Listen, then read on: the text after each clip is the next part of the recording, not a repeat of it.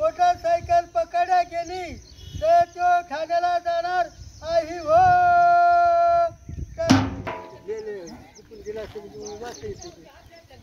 ऐका हो ऐका,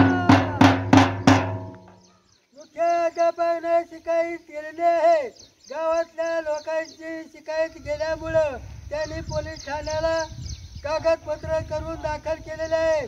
शाळा भरताना मुलीला 9 वाजता किंवा 10 पर्यंत मोटरसायकल गेली तर पकडण्यात जाईल. 4 ते 5 पर्यंत असे 2 तास थांबण्यात यावं हो.